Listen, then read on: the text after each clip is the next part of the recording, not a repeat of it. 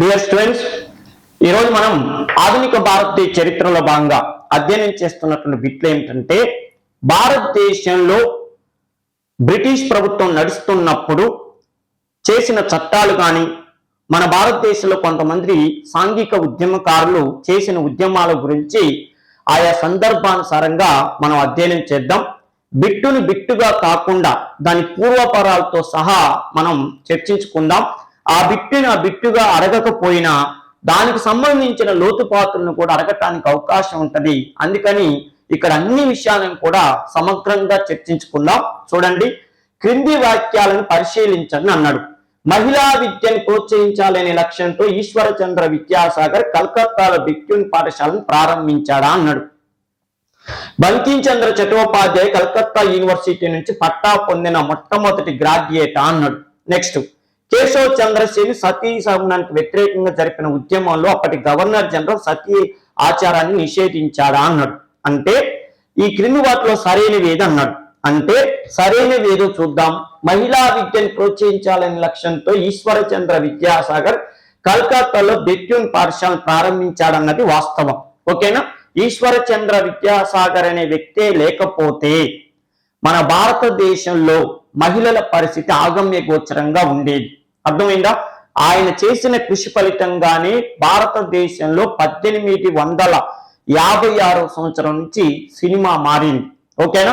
ప్రత్యేకమైన విషయం ఏంటంటే, వితంతు పునర్వివాహాలు అనేటటువంటివి ఎవరి కృషి ఫలితంగా వచ్చిందంటే ఈశ్వరచంద్ర విద్యాసాగర్ కృషి ఫలితంగానే వితంతు పునర్వివాహ చట్టాన్ని డల్హౌసీ ప్రవేశపెట్టాడు.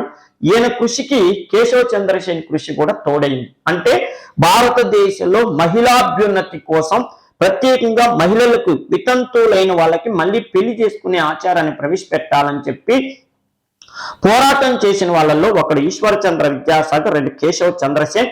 వాళ్ళు కేవలం వితంతువుల కోసమే కాదు, అందరూ మహిళల కోసం పోరాటం చేసిన వాళ్ళు లేకపోతే ఆడవాళ్ళ పరిస్థితి దారుణంగా ఉండేది.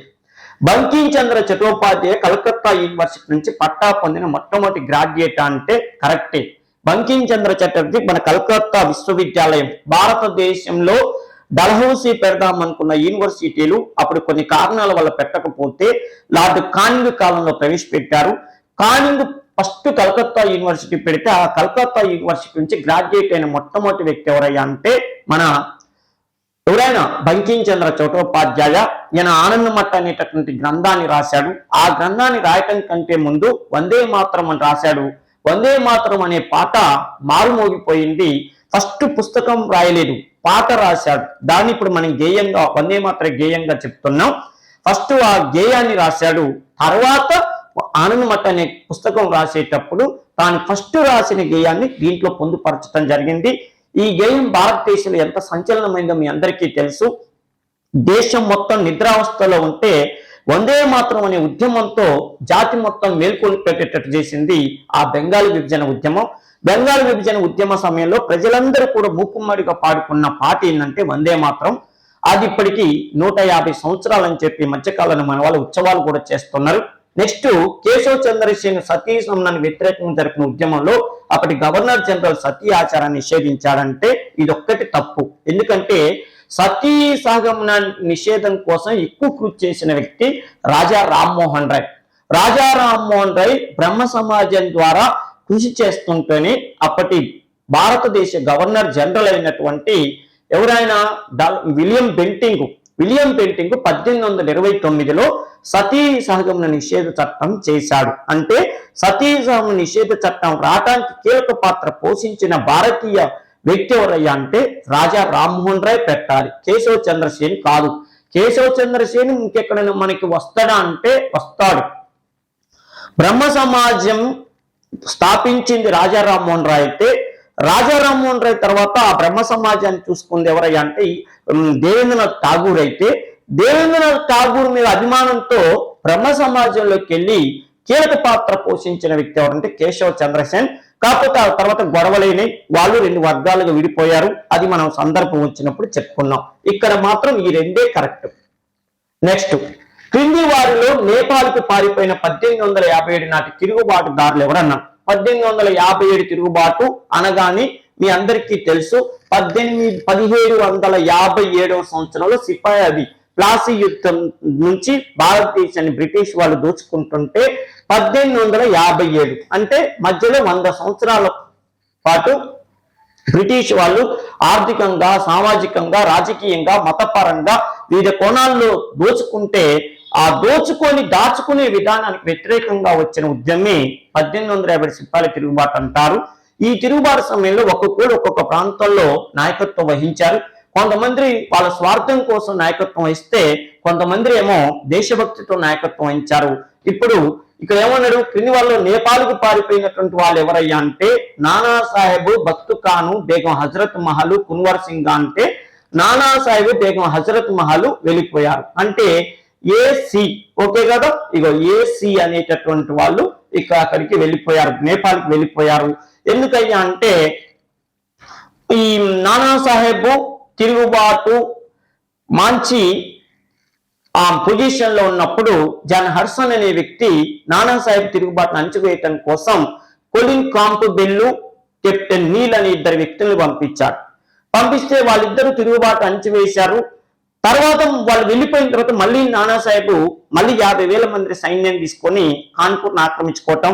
ఈ సమయంలో జాన్ హడ్సన్ ఏం చేసిందంటే ఆ 2 అధికారుల కంటే నేనే రంగంలో దిగితే బాగుంటుందని చెప్పి ఢిల్లీలో ఉన్నటువంటి జాన్ హడ్సనే పెద్ద మొత్తంలో సైన్యాన్ని తీసుకొని వచ్చి నానా సాహెబ్ని వేసిపడేయమని చెప్పటం. నానా సాహెబ్ను పట్టించిన వాళ్ళకి కొన్ని లక్షల రూపాయలు బహుమానం ఇస్తామని ప్రకటించేసరికల్లా తప్పనిసరి పరిస్థితుల్లో ఇక ప్రాణాలు దక్కించుకోవాలని చెప్పి అతడు నేపాల్కి వెళ్ళిపోయాడు.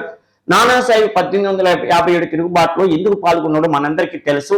తన తండ్రి అంటే తనను పెంచుకున్న తండ్రి 2వ బాజీరావు ఆయన చివరి పీస్వాకి బ్రిటిష్ ప్రభుత్వం ఏమని చెప్పిందంటే నీకు రాజభరణం ఇస్తాం అబ్బా అని చెప్పింది.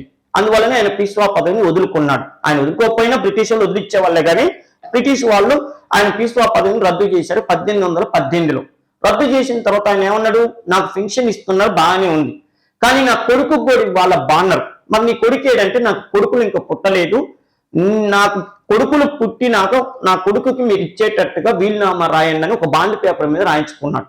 విషయం ఏంటంటే నానా సాహెబ్ అంటే ఈ 2వ బాధ్యతకి అసలు పిల్లలే పుట్టలేదు. పిల్లలు పుట్టకపోయేసరికల్లా ఇగో నానా సాహెబ్ అనే ఒక పోరగాన్ని దత్తత తెచ్చుకున్నారు. ఆ తర్వాత ఒప్పందం ప్రకారం బ్రిటిష్ వాళ్ళు తండ్రికి ఇచ్చినట్టు ఈ దత్తపుత్రుడు కూడా ఇస్తూ వచ్చారు పెన్షన్. 1848 వరకు ఇస్తూ వచ్చారు. 1848లో డల్హౌసీ వచ్చిన తర్వాత ఏం చేసిందంటే మీ నాన్నకి నువ్వు ఒరిజినల్ కొడుకువి కాదు, నువ్వు దత్తపుత్రుడివి, అందువల్ల నీకు ఎట్టి పరిస్థితుల్లో పెన్షన్ ఇవ్వని చెప్పింది.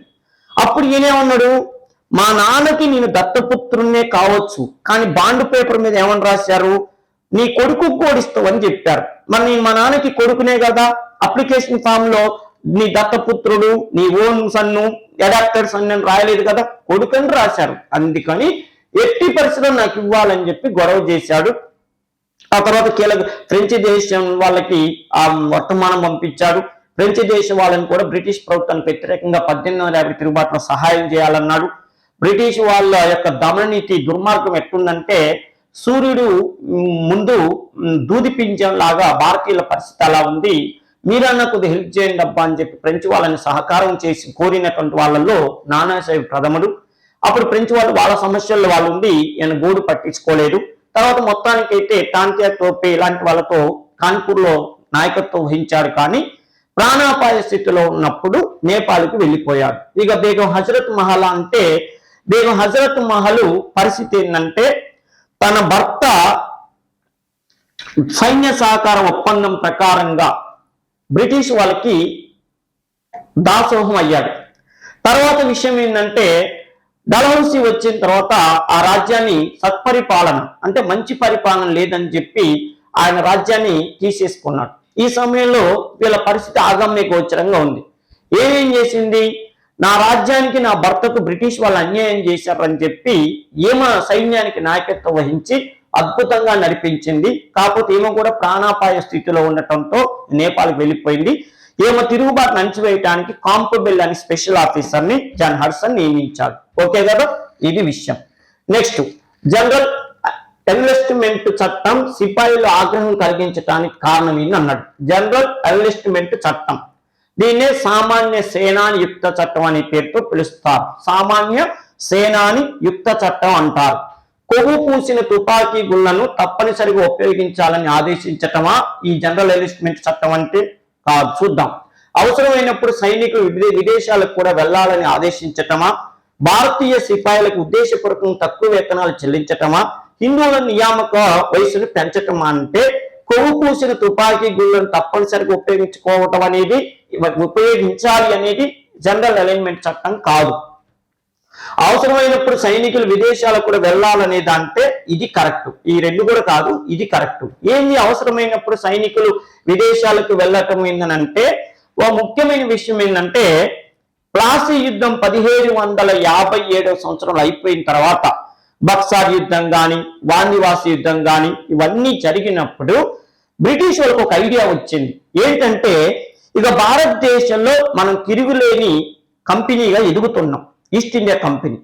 ఇలాంటప్పుడు ఉద్యోగస్తుల సంఖ్యను పెంచుకోవాలి.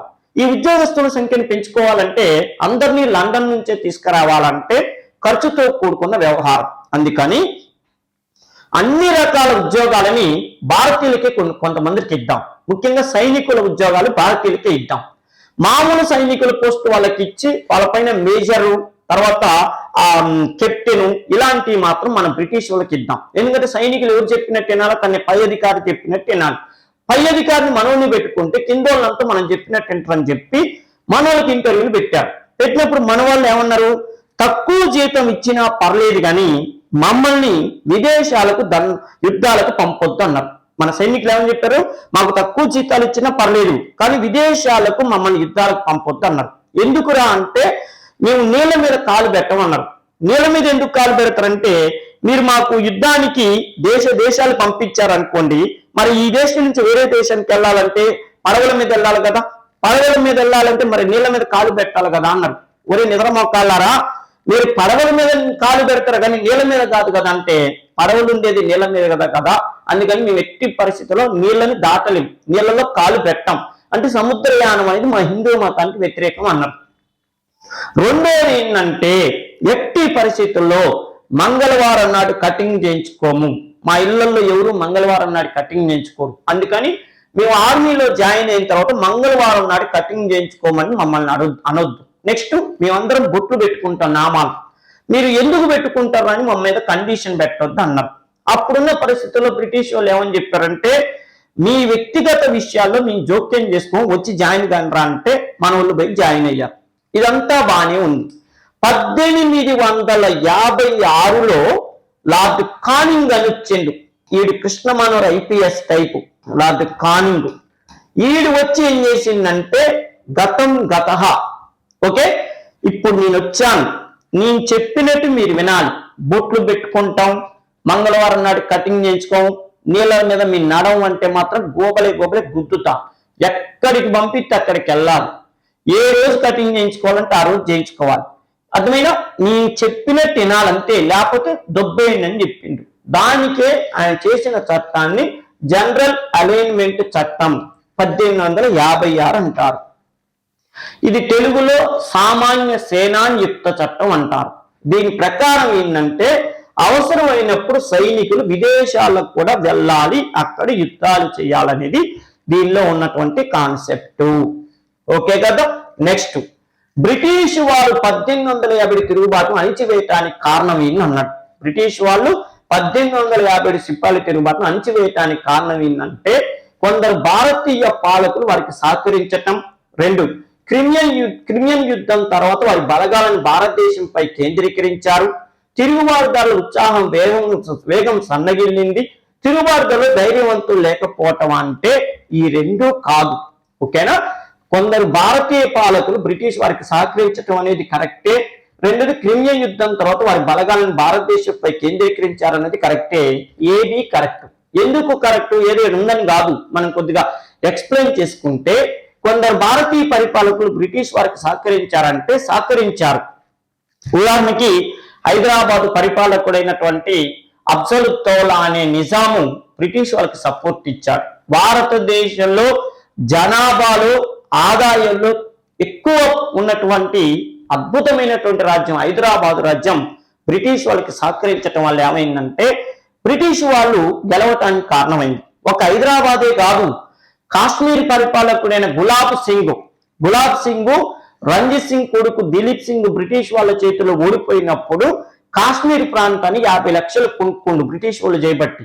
అందుకని బ్రిటిష్ వాళ్ళు చేయబట్టే నాకు కాశ్మీర్ ప్రాంతం వచ్చిందని చెప్పి గులాబ్ సింగ్ అనేటటువంటి వ్యక్తి బ్రిటిష్ వాళ్ళకి సపోర్ట్ ఇచ్చాడు. అంటే సిపాయిల తిరుగుబాటులో హైదరాబాదు నిజాము, గులాబ్ సింగ్, నెక్స్ట్ గ్వాలియర్ పరిపాలకుడు, ఓకేనా, గ్వాలియర్ పరిపాలకుడు, అదేవిధంగా భారతదేశంలో శారీరకంగా మంచిగా దృఢంగా ఉండేటటువంటి ఇద్దరు వ్యక్తులు, రెండు జాతులు వాళ్ళు సిక్కులు బ్రిటిష్ వాళ్ళకి సహకారం చేశారు 1850 సిపాయిల తిరుగుబాటులో. మరి బ్రిటిష్ వాళ్ళకి సిక్కులు ఎందుకు సపోర్ట్ ఇచ్చుంటారంటే బ్రిటిష్ వాళ్ళకి శత్రువులు ఎవరు? మొఘల్ చక్రవర్తులు. సిక్కులకి భారతదేశ శత్రువులు ఎవరు? మొఘల్ చక్రవర్తులు. భారతదేశంలో సిక్కులకి ఎవరంటే పడదంటే మొఘల్ చక్రవర్తులు అంటే పడదు. అక్బర్ కాలంలో సిక్కులు బాగానే ఉన్నారు క్లోజ్గా, కానీ అక్బర్ కొడుకు జహంగీర్ గాని తర్వాత వచ్చిన ఇక షాజహాన్, ఔరంగజేబులు అందరూ కూడా సిక్కులతో గొడవలు పెట్టుకున్నారు. మీ అందరికీ తెలుసు 5వ సిక్కు గురు అర్జున్ సింగ్ ని జహంగీర్ హత్య చేయించాడు. 9వ గురువు అయిన గురు తేజ్ బహదూర్ సింగ్ ని ఔరంగజేబు తలై నరికేసిండు. తర్వాత 10వ గురువు అయినటువంటి గురు గోవింద్ సింగ్ ఔరంగజేబుకి వ్యతిరేకంగా సిక్కు ఖల్సాన్ ఒక పవిత్ర కూటమిని ఏర్పాటు చేసిండు. ఆ తర్వాత సిక్కులకి నాయకత్వం వహించినటువంటి బందా సింగ్ బహదూరు ఫరూక్ షియర్ చేత హత్య గావించబడ్డాడు. అందువల్ల సిక్కులకి ఏమని మనసులో పడిందంటే ఈ మొఘల్స్ చేపట్టే మనం హీరోలు కాలేకపోతున్నాం, ఈ మొఘల్స్ చేపట్టే మన లీడర్లు హత్యకు గురవుతున్నారు. అందుకని భారతదేశంలో నాకు నచ్చని ఒకే ఒక్క పదం మొఘల్స్ అని సిక్కులు డిసైడ్ చేసుకున్నారు. అందువల్లనే చూడండి, మొఘల్స్ కు బ్రిటిష్ వాళ్ళకి మధ్య 1850 సిపాయిల తిరుగుబాటు జరుగుతుంటే మొఘల్స్ కు బ్రిటిష్ వాళ్ళకి ఏంటి అంటే నాయకత్వం వహించింది ఎవరు? 2వ బహదూర్ షా మొఘల్. సిపాయిల తిరుగుబాటులో కున్వర్ సింగ్ అని వాళ్ళని వీళ్ళందరూ ఉన్నా 1850 తిరుగుబాటుకి నాయకత్వం వహించింది మాత్రం 2వ బహదూర్ షా. ఆయన మొఘల్ వంశానికి చెందేవాడు కాబట్టి మొఘల్ పాలకులు ఎట్టి పరిస్థితుల్లో గెలవకూడదన్న ఉద్దేశంతోనే సిక్కులు బ్రిటిష్ వాళ్ళకి సహకారం చేశారు. ఒకటి. రెండోది, భారతదేశంలో అత్యంత శారీరక దృఢత్వం ఉన్నటువంటి గూర్ఖాలు, నేపాల్ ఈ ప్రాంతం నుంచి ఇండియాకు వచ్చిన వాళ్ళు ఉంటాయి గూర్ఖాలు కూడా బ్రిటిష్ వాళ్ళకే సపోర్ట్ ఇచ్చారు. అందువల్లనే చూడండి, ఇటు భారతదేశంలో పెద్ద సంస్థానాలు బ్రిటిష్ వాళ్ళకి సపోర్ట్ ఇచ్చారు.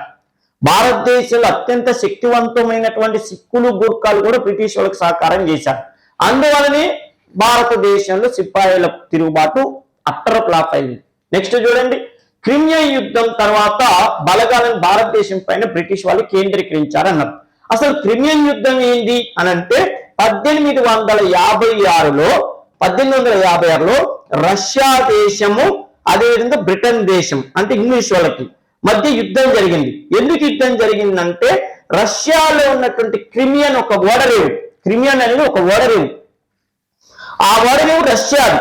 బ్రిటన్ ఏమంటది, అది నాకు కావాల బాంటది, నా ఓడరేవు నీకెందుకు ఇస్తా అని చెప్పి రష్యా గొడవ చేస్తుంది. ఆ గొడవలో బ్రిటన్ రష్యాని ఓడించింది 1856లో. ఆ యుద్ధం పేరే క్రిమియా యుద్ధం అంటారు. అప్పుడు బ్రిటిష్ వాళ్ళకి ఏం ఆలోచన వచ్చిందంటే రష్యా ఏనుగంత ఉంటది, బ్రిటన్ ఎలుకంత ఉంటది, ఈ ఎలుకంత ఉన్నటువంటి మనం ఏనుగంత రష్యాని ఓడించి, ఎందుకంటే రష్యా చూడండి 2 ఖండాల్లో ఉంటది, అతి పెద్ద దేశం, అలాంటి పెద్ద దేశాన్ని మనం ఓడించామంటే మనం అత్యంత శక్తివంతులు అనే కాన్సెప్ట్ సైనికుల్లో వచ్చింది ఒకటి. రెండో విషయం ఏందయ్యా అంటే అక్కడ గెలిచిన సైనికులు, ఆ ఉత్సాహం వచ్చిన సైనికుల్ని మన దేశానికి పంపించారు, మన భారతదేశం పైన వాళ్ళు దృష్టి కేంద్రీకరించారు. అందువల్లనే ఆ క్రిమియా యుద్ధంలో గెలిచిన సైనికులు భారతదేశానికి రాబట్టే సిపాయిల తిరుగుబాటును అత్యంత వేగంగా అణచివేశారని ఒక టాక్ ఉంది, ఇది వాస్తవం. నెక్స్ట్, ఇంపీరియల్ ప్రిఫరెన్స్ అనే పదం దేనికి వర్తిస్తుంది అన్నాడు. ఇంపీరియల్ ప్రిఫరెన్స్ అనే పదం దేనికి వర్తిస్తుంది? ఇవి ఇలాంటివే డైరెక్ట్ ప్రశ్నలు కాకుండా ఇలాంటి ఇండైరెక్ట్ ప్రశ్నలే కొంప ముంచుతాయి. ఒక్క మార్కు కొన్ని జీవితాలని బాగు చేయొచ్చు, నష్టం చేయొచ్చు. బాగా గుర్తుపెట్టుకోండి, ఒక్క మార్కు తక్కువ వస్తే మళ్ళీ ఎప్పుడు నోటిఫికేషన్ వస్తుందా, ఆ నోటిఫికేషన్ లో కరెక్ట్ గా ఎగ్జామ్ పెడతారా, ఎగ్జామ్ పెడితే నాకు ఉద్యోగం వస్తుందా అనేది అన్ని డౌట్లే. అదే ఒక్క మార్కు మీ ఫ్రెండ్ కంటే ఒక్క మార్క్ ఎక్కువ వచ్చిందనుకో లైఫ్ సెటిల్ అవుతుంది, అసలు ఏ నోటిఫికేషన్ కోసం ఎదురు చూడాల్సిన అవసరం లేదు.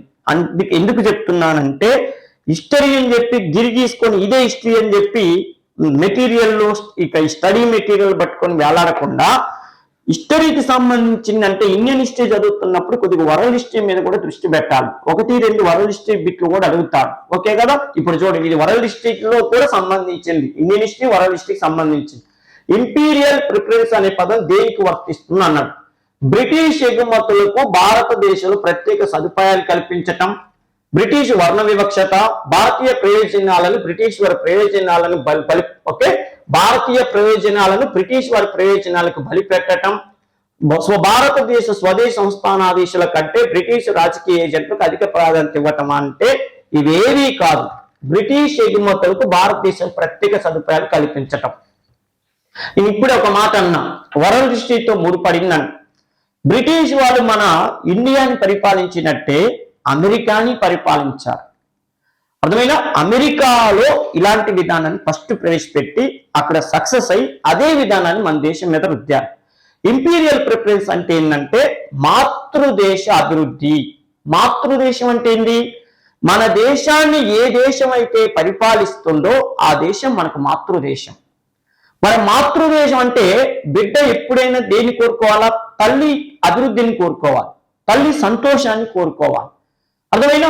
ఇప్పుడు దీంట్లో ఉద్దేశం ఏంటంటే బ్రిటిష్ వాళ్ళ ఉద్దేశం, ఓ వలస దేశ ప్రజలారా, నేను బాగుంటే మీరు బాగున్నట్టే, మరి నేను బాగుండాలంటే ఏం చేయాలి? మీ దేశంలో లభించే ముడి పదార్థాలన్నీ నాకు పంపాలి, నేను తయారు చేసిన వస్తువులన్నిటినీ మీరు కొనాలి, అప్పుడు నేను సంతోషంగా ఉంటే మిమ్మల్ని అందరినీ సంతోషంగా ఉంచుతా, దయచేసి నా ఉద్దేశాన్ని అర్థం చేసుకోండి అని మాతృదేశ అభివృద్ధి కోసం పాటుపడాలి ప్రతి దేశం అని చెప్పి బ్రిటిష్ ఎగుమతులకు భారతదేశంలో ప్రత్యేక సదుపాయాలు కల్పించాలి అనేది కాన్సెప్ట్. అంటే భారతదేశంలో ఏదైనా వస్తువు తయారైందనుకోండి, మన భారతీయుడు తయారు చేసిందనుకోండి, ఆ వస్తువుని ఇంగ్లాండ్కి వెళ్ళి మనవాడు అమ్ముకోవాలంటే 50% ట్యాక్స్ కట్టాలి. చూడండి ఎంత దుర్మార్గమో. ఒక భారతీయుడు ఒక చేనేత వస్తువుని వస్త్రాన్ని కనుక తయారు చేస్తే అది బ్రిటన్కి వెళ్ళి అమ్ముకోవాలంటే 50% ముందే ట్యాక్స్ కట్టాలి. అదే ఇంగ్లాండ్ దేశంలో ఒక వస్తువు తయారైంది అనుకోండి, అది మన భారతదేశానికి రావడానికి 0 ట్యాక్స్, ఎలాంటి ట్యాక్స్ ఉండదు. అక్కడి నుంచి తీసుకొచ్చుకొని ఇక్కడ నేరుగా అమ్ముకోవచ్చు. కానీ భారతీయులు తయారు చేసే వస్తువులకు మాత్రం అక్కడ ట్యాక్స్ కట్టాలి. ఎందుకు? నువ్వు మాతృదేశం అభివృద్ధి కోసం పాటుపడు, నీ దేశం నీ మాతృదేశం ప్రాబ్లంలో ఉంటే నువ్వెట్ట హ్యాపీగా ఉంటావు అనేది ప్రపంచ దేశాల మీద ఇంగ్లాండ్ రుద్దినటువంటి ఈ విషయం అన్నమాట. దీనివల్ల అమెరికా బాగా నష్టపోయింది. ఆ తర్వాత మన భారతదేశం కూడా ఈ విధానం వల్ల నష్టపోయింది. అందువల్లనే భారతదేశంలో తిరుగుబాట్లు 1850 తిరుగుబాటు రావడానికి కారణమైంది అంటారు. ఎందుకంటే ఆహార పంటలతో మనుగడ సాగిస్తున్న భారతీయులని బ్రిటిష్ వాళ్ళు ఏమన్నారు? మాతృదేశ అభివృద్ధి, ఇంపీరియల్ ప్రిఫరెన్స్ అని చెప్పి వాళ్ళ దేశంలో పారిశ్రామిక వస్తువుల తయారీకి కావలసిన ముడి పదార్థాల కోసం మన దేశంలో ఆహార పంటల్ని పక్కన పెట్టించి కమర్షియల్ క్రాప్స్ ని పండించటం మొదలుపెట్టారు. కమర్షియల్ క్రాప్స్ పండించటం వల్ల ఏమైంది? భారతదేశంలో ఆహార కొరత వచ్చింది, భారతదేశంలో రైతులు నష్టాల పాలయ్యారు. అందువల్లనే 1857 సిపాయిల తిరుగుబాటు రావడానికి అదొక కారణం అని చెప్తారు. నెక్స్ట్ 1857 తిరుగుబాటును ఏ విధంగా అభివర్ణించడం సమంజసంగా ఉంది అన్నాడు. 1857 సిపాయిల తిరుగుబాటుని రకరకాలుగా అభివర్ణించారు. నేను అభివర్ణించటం ఏంది? రకరకాలుగా అభివర్ణించారు. జవహర్లాల్ నెహ్రూ ఇది భూస్వాముల పోరాటం అన్నాడు. కారల్ మార్క్స్ బ్రిటిష్ వాళ్ళకి వ్యతిరేకంగా బ్రిటిష్ వాళ్ళే తెచ్చుకున్న పోరాటం, ఇది ప్రథమ భారత స్వాతంత్ర పోరాటం అన్నాడు. మన భారతదేశంలో వీడి సావర్కర్ చూడండి ప్రథమ భారత స్వాతంత్ర సంగ్రామం అని చెప్పి ఒక పుస్తకమే రాశాడు. అర్థమైందిగా? బ్రిటిష్ వాళ్ళ పరిపాలనకు వ్యతిరేకంగా ప్రథమ భారత స్వాతంత్ర పోరాటం అని వర్ణించిన భారతీయ చరిత్రకారుడు లేదా భారతీయ స్వతంత్ర పోరాట యోధుడు అంటేనేమో వీడి సావర్కర్, వినాయక్ దామోదర్ సావర్కర్ అని చెప్తారు. ప్రపంచవ్యాప్తంగా 1850 తిరుగుబాటుని ప్రథమ భారత స్వాతంత్ర పోరాటంగా అభివర్ణించిన వ్యక్తి అంటేనేమో కారల్ మార్క్స్ అని పేరుతో చెప్తారు. ఓకేనా? కారల్ మార్క్స్, ఇది ప్రత్యేకంగా గుర్తుపెట్టుకోండి. ఇండియా అయితేనేమో విడి సావర్కర్ అనే పేరుతో చెప్తారు. ఓకేనా, ఈయన పుస్తకం కూడా రాసిండు విడి సావర్కర్. అదే the first war of Indian independence, అనే పుస్తకం రాశాడు. రాస్తే ఈయనని ఆ పుస్తకం రాసినందుకు 30 సంవత్సరాల పాటు సెల్యులార్ జైలు, అండమాన్ నికోబార్ దీవులో సెల్యులార్ జైల్లో బంధించారు. ఆ పుస్తకం 200 డేస్ 200 సెంటర్స్ భారతదేశ ప్రజలు స్వతంత్ర పోరాటంలో 1904 నుంచి పాల్గొనటానికి, అంటే ముఖ్యంగా బెంగాల్ విభజన ఉద్యమం 5లో వచ్చింది కదా, అప్పటి నుంచి పాల్గొనటానికి కీలక పాత్ర పోషించిన పుస్తకం ఏదన్నా ఉందా అంటే విడి సావర్కర్ రచించినటువంటి ఆ first war of Indian independence అనే పుస్తకం. ఆయన ఆ సంవత్సరంలో రాశాడు. ఇప్పుడో జరిగిన 1850 సిపాయిల తిరుగుబాటు గురించి ఈయన తర్వాత కాలంలో 1904లో రాశాడు. అది ఒక పెద్ద సంచలనం. విడి సావర్కర్ గొప్ప దేశభక్తుడు. నెక్స్ట్ విషయం ఏంటంటే కారల్ మార్క్స్ ఏమని చెప్పేవాడంటే, బ్రిటిష్ వాళ్ళు ఎంత దుర్మార్గులంటే భారతదేశానికి వెళ్ళి ₹1 కూడా ఖర్చు పెట్టకుండా బ్రిటిష్ వాళ్ళు భారతదేశ డబ్బుతో భారతీయులకే ఉద్యోగాలు ఇచ్చి, భారతీయులకి జీతాలు ఇచ్చి, బ్రిటిష్ ప్రభుత్వానికి ఏమన్నా వ్యతిరేక ఉద్యమాలు వస్తే ఆ భారతీయ సైనికులతోనే ఆ ఉద్యమాన్ని అణచివేశారు. అంటే బ్రిటిష్ వాళ్ళు భారతదేశాన్ని ఆక్రమించుకోవటానికి ₹1 కూడా ఖర్చు పెట్టలేదు. భారతదేశ ప్రజలని, భారతదేశ సైనికులతోని, భారతదేశ డబ్బుతోనే బ్రిటిష్ వాళ్ళు దాదాపు 200 సంవత్సరాల పాటు పరిపాలించారని చెప్పి పలికినటువంటి వ్యక్తి ఎవరయ్యా అంటే మన కారల్ మార్క్స్ కమ్యూనిస్టు పితామహుడు. ఈయన 1850 సిపాయిల తిరుగుబాటుని మన విడి సావర్కర్ అభివర్ణించినట్టే ప్రథమ భారత స్వాతంత్ర పోరాటం అని అభివర్ణించాడు. వీళ్ళిద్దరూ చేసినటువంటి వ్యాఖ్యానాలే తర్వాత కాలంలో భారతదేశంలో జాతీయోద్యమం రావటానికి ప్రధాన పాత్ర పోషించాయి. కారల్ మార్క్స్ సిద్ధాంతాన్ని మన బాలగంగాధర్ తిలక్ వంట పట్టించుకోబట్టి చూడండి కేసరి మరాఠా అనే పత్రికను ప్రారంభించాడు. అదేవిధంగా విడి సావర్కర్ చేసినటువంటి వ్యాఖ్యానాలే బెంగాల్ ప్రాంతాల్లో తర్వాత కాలంలో అద్భుతమైనటువంటి తీవ్రవాద ఉద్యమాలు రావడానికి కారణమైంది. అనుశీలన సమితి కానీ, గదర్ పార్టీ కానీ, ఓకేనా, ఇలాంటివి దేశవ్యాప్తంగా ఉద్యమాలు, తీవ్రవాద ఉద్యమాలు రావడానికి కారణమైంది. ఇంకో విషయం ఏంటంటే రష్యాలో లెనిన్ కమ్యూనిస్టు ఉద్యమాన్ని స్టార్ట్ చేయడానికి కారల్ మార్క్స్ కారకుడైతే ఆ కారల్ మార్క్స్ సిద్ధాంతాలని, లెనిన్ సిద్ధాంతాలని వంట పట్టించుకొని మన బాలగంగాధర్ తిలక్ మహారాష్ట్ర ప్రాంతంలో ప్రజల్లో చైతన్యం తీసుకురావడానికి గీతా రహస్యం అనే పుస్తకం కానీ, architect home of the audience అనే పుస్తకం కానీ అవి రాసి ప్రజల్లో చైతన్యం తీసుకొచ్చారని ప్రత్యేకంగా చెప్పవచ్చును.